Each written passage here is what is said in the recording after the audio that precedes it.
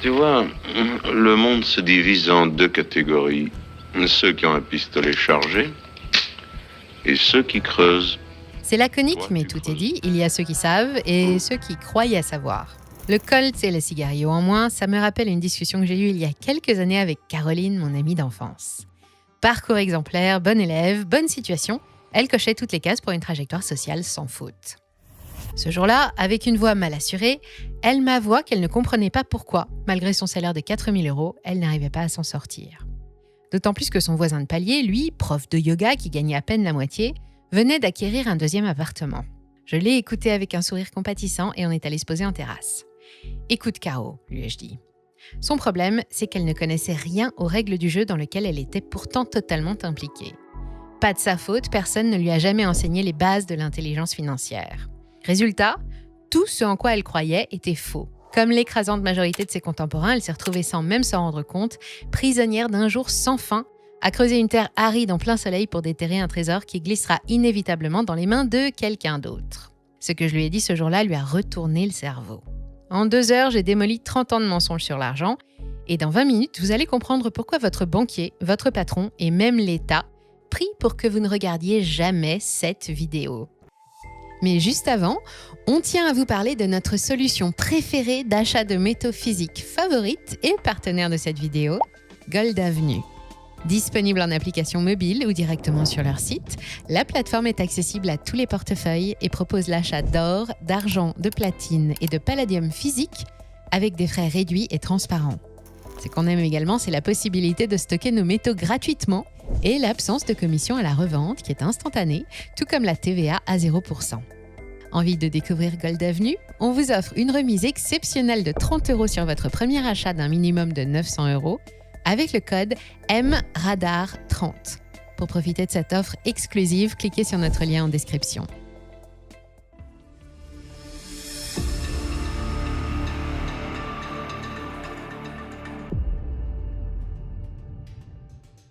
Fais des économies, évite les dettes, travaille dur pour gagner de l'argent. 3 conseils qu'on a tous déjà entendus. L'intention est louable, aucun doute, mais malheureusement, si on les suit à la lettre, on a toutes les chances de ne jamais réussir à se constituer un vrai capital. Pourquoi, me direz-vous ? Laissez-moi vous expliquer. Faire des économies, mettre de l'argent de côté, vous le faites déjà probablement, comme plus de 56 millions de Français. On met son épargne sur un livret A à la façon de nos grands-parents et de nos arrière-grands-parents.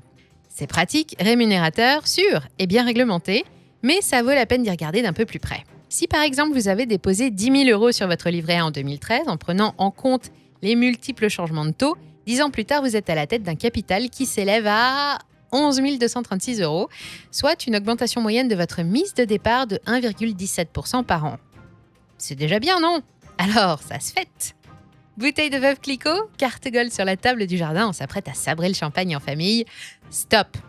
Arrêtons-nous sur cette joyeuse image et examinons la réalité en face. Cette bouteille vous aura coûté 44 € alors qu'elle en valait 36 10 ans auparavant.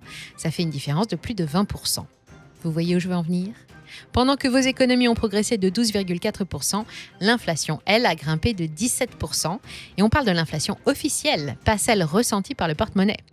Votre épargne, en termes de pouvoir d'achat, a donc fondu d'au moins 5%. Pendant cette même décennie, le prix de l'action LVMH, la société de Bernard Arnault, à qui appartient la marque Veuve Clicquot, a évolué lui aussi. De 2013 à 2023, le cours est passé de 96 à 870 €, soit une progression de 806%. Le risque en plus, c'est vrai, mais dans notre exemple, en investissant sur cette période, votre capital serait passé de 10 000 à 80 600 €. De quoi sortir quelques bouteilles de champagne de plus. En d'autres termes, le mode d'épargne préféré des Français détruit le capital, c'est indiscutable. Depuis l'année 2000, le livret A n'a dépassé l'inflation que 6 années sur 24. Autant dire que c'est un jeu de dupes dans lequel on sort toujours perdant à long terme. On continue avec le fameux « travailler plus pour gagner plus », magnifique slogan électoral, mais une promesse foncièrement déconnectée de la réalité. Si on s'en tient à une lecture structurelle, le lien entre le nombre d'heures travaillées et le revenu est peu significatif.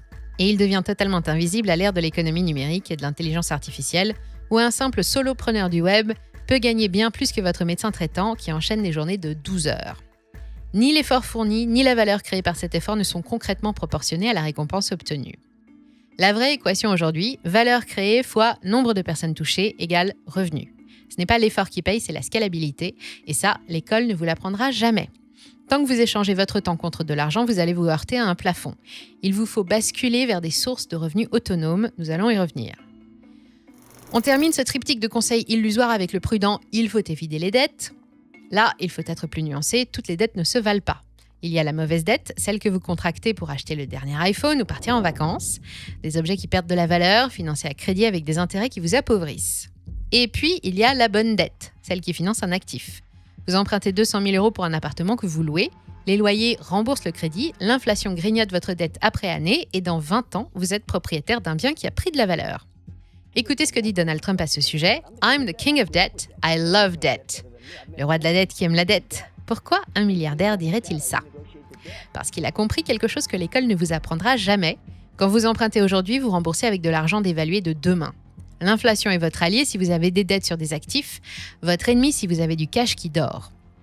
20% des Français utilisent encore des crédits à la consommation. Ils s'endettent pour s'appauvrir. Pendant ce temps, ceux qui ont compris le jeu s'endettent pour s'enrichir. C'est toute la différence entre subir le système et en profiter. Avant l'avènement du web, la plèbe, vous et moi, n'avions qu'une idée vaguement préconçue de ce qu'est l'argent, comment il est créé et les bases réelles de son fonctionnement. Certains d'entre vous connaissent ces mécanismes essentiels, mais la plupart, c'était le cas de Caroline, n'en ont jamais entendu parler. Je vais vous raconter une histoire. Un banquier arrive dans un village isolé, il réunit tout le monde sur la place et leur dit « Votre village a du potentiel, mais manque de moyens. Je vais vous prêter 10 pièces d'or. Dans un an, vous m'en rendez 11. » Les villageois acceptent, ravis. Ils investissent, commercent, l'économie redémarre. Mais un an plus tard, problème, il n'existe toujours que 10 pièces dans tout le village. Comment rendre la 11e qui n'a jamais existé ? C'est mathématiquement impossible. Quelqu'un devra forcément s'endetter à nouveau ou vendre ses biens, et le banquier le sait parfaitement.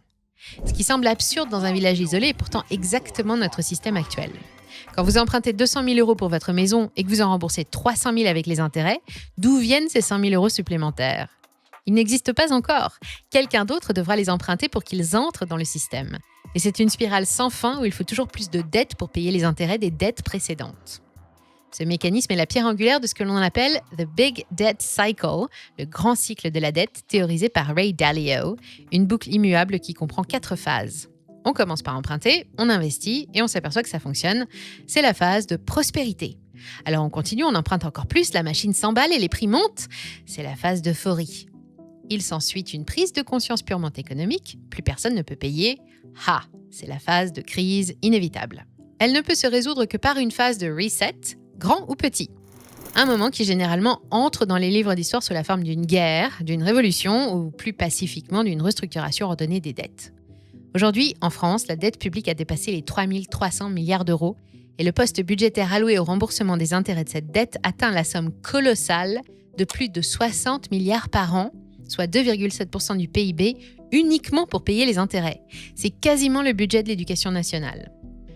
Et du côté mondial, on a atteint 340 000 milliards de dettes, un record absolu. Quand on connaît l'histoire, certains discours belliqueux de nos dirigeants prennent soudain une toute autre dimension. On assiste donc à une fuite en avant de l'endettement des nations, préoccupant mais pas vraiment surprenant. Le point d'origine de cette dérive remonte au 15 août 1971, moment où le dollar cesse d'être adossé à l'or. Ce jour-là, le président Nixon annonce la fin des accords de Bretton Woods qui garantissaient que le dollar, et indirectement toutes les monnaies, étaient convertibles en or afin de limiter les excès monétaires et de garantir sa valeur. Depuis cette rupture, la monnaie américaine a perdu plus de 96% de sa valeur en or. C'est le résultat mécanique d'une inflation devenue structurelle. Plus concrètement, ce qui coûtait 1 dollar en 1970 en vaut aujourd'hui presque 8 fois plus.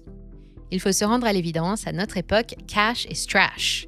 Aujourd'hui, l'argent n'est plus que des chiffres sur un écran. Quand vous empruntez 200 000 €, votre banque ne prend pas cet argent dans un coffre ou à ses clients, elle tape juste sur son clavier et l'argent apparaît. Elle le crée littéralement. La Banque de France le dit elle-même, ce sont les crédits qui créent les dépôts.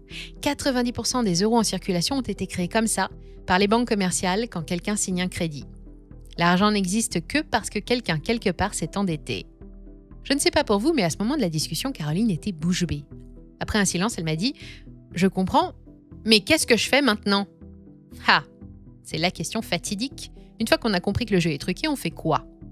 On a 2 options. Soit on fait l'autruche et on espère que ça passe, soit on apprend les vraies règles et on joue avec. J'espère que vous devinez quelle option je recommande. Premier exercice, et Caroline l'a fait sur son coin de nappe, prenez une feuille, dessinez 3 cercles qui se croisent. Cercle 1, ce que vous aimez faire. Pour elle, c'était l'organisation d'événements et les relations humaines. Cercle 2, ce pourquoi vous êtes naturellement doué. Caroline a un don pour connecter les gens et créer des synergies. Cercle 3, ce pourquoi le marché paye cher. Les entreprises galèrent pour leurs événements internes, le team building. L'intersection des trois, c'est votre zone de génie. Caroline s'est rendue compte qu'elle était assise sur une mine d'or. 6 mois plus tard, elle facturait ses premiers événements corporate à 5 000 € la journée, en parallèle de son job. Le voisin prof de yoga, même exercice. Il adorait enseigner, il était pédagogue et les gens payaient cher pour des cours en ligne. Il a créé une formation vidéo qu'il vend encore aujourd'hui, même quand il dort. Deuxième exercice, on pose des objectifs. Maintenant qu'on sait où on va, voici le plan de route. Objectif numéro 1, battre l'inflation, minimum 3 à 4% par an sur votre argent, sinon vous vous appauvrissez. En France, 76% des gens ne placent pas leur argent, ils le laissent fondre gentiment. Ne soyez pas dans cette majorité. Actions, immobilier, peu importe, mais faites travailler votre argent. Pour débuter, dans le but de battre l'inflation, avoir quelques ETF bien choisis dans son portefeuille ou bien des actions de type aristocrate, les plus solides, ça peut s'avérer être un pari moins risqué et plus facile à gérer qu'un patrimoine immobilier ou un panel de crypto-monnaies. Objectif 2, utilisez la bonne dette. Si vous devez emprunter, il faut que ce soit pour quelque chose qui rapporte. La règle est simple, est-ce que ça me rapporte plus que ça me coûte ? Oui, bonne dette, non, suicide financier. Un appartement que vous louez, bonne dette. Le dernier iPhone à crédit, vous connaissez la réponse. Objectif 3, créer des revenus qui ne dépendent pas de votre temps. Vous n'aurez jamais plus de 24 heures par jour. Si vos revenus dépendent uniquement de votre présence, vous êtes coincé. Une formation, un livre, un produit digital, peu importe, trouvez quelque chose qui se vend pendant que vous dormez. Caroline a commencé par créer des templates d'organisation d'événements, 47 € pièce. Elle en vendait une dizaine par mois. C'était pas le Pérou, mais c'était 470 € qui tombent sans qu'elle lève le petit doigt. Simple et efficace.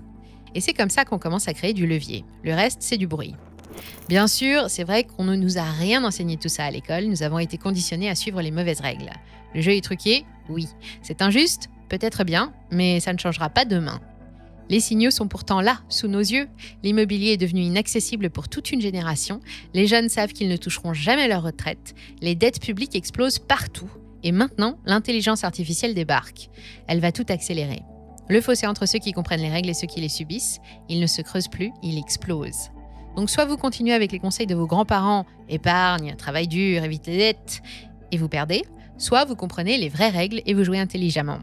Caroline a compris. 6 mois après notre discussion, elle avait lancé son activité parallèle, commencé à investir et surtout elle avait repris le contrôle. L'argent n'est ni bon, ni brutal, ni mauvais, c'est un outil, rien de plus. Et comme tout outil, ceux qui savent s'en servir construisent, les autres subissent. La question maintenant, my friends, c'est simple. Vous voulez être du côté du pistolet chargé ou vous voulez continuer à creuser ? Si l'achat d'or vous intéresse, c'est le moment idéal d'investir grâce à notre partenaire Gold Avenue.